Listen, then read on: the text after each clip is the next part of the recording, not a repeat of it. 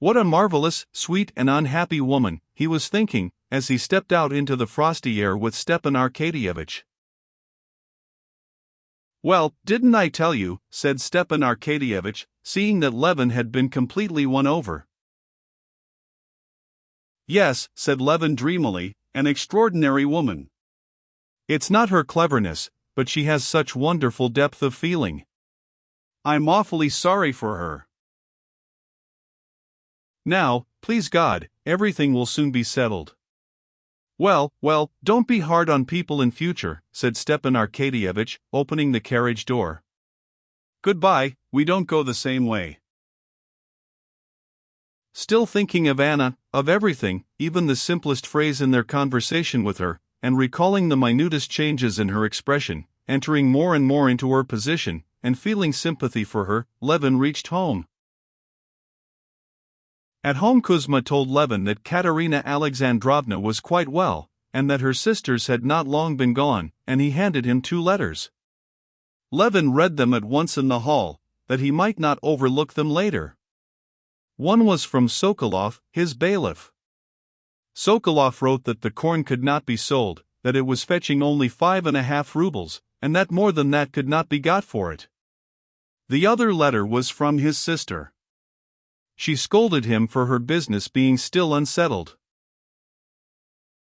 "Well, we must sell it at 5.5 if we can't get more," Levin decided the first question, which had always before seemed such a weighty one, with extraordinary facility on the spot. "It's extraordinary how all one's time is taken up here," he thought, considering the second letter. He felt himself to blame for not having got done what his sister had asked him to do for her. "Today, again, I've not been to the court, but today I've certainly not had time." And resolving that he would not fail to do it next day, he went up to his wife. As he went in, Levin rapidly ran through mentally the day he had spent. All the events of the day were conversations he had heard and taken part in. All the conversations were upon subjects which, if he had been alone at home, he would never have taken up, but here they were very interesting. And all these conversations were right enough, only in 2 places there was something not quite right. One was what he had said about the carp, the other was something not quite the thing in the tender sympathy he was feeling for Anna. Levin found his wife low-spirited and dull. The dinner of the 3 sisters had gone off very well, but then they had waited for him, all of them had felt dull, the sisters had departed, and she had been left alone. "Well, and what have you been doing?" she asked him, looking straight into his eyes, which shone with rather a suspicious brightness. But that she might not prevent his telling her everything, she concealed her close scrutiny of him, and with an approving smile listened to his account of how he had spent the evening. "Well, I'm very glad I met Vronsky. I felt quite at ease and natural with him. You understand, I shall try not to see him, but I'm glad that this awkwardness is all over," he said, and remembering that by way of trying not to see him, he had immediately gone to call on Anna, he blushed. "We talk about the peasants drinking. I don't know which drinks most, the peasantry or our own class. The peasants do on holidays, but Kitty took not the slightest interest in discussing the drinking habits of the peasants. She saw that he blushed, and she wanted to know why. "Well, and then where did you go?" "Stiva urged me awfully to go and see Anna Arkadyevna." And as he said this, Levin blushed even more, and his doubts as to whether he had done right in going to see Anna were settled once for all.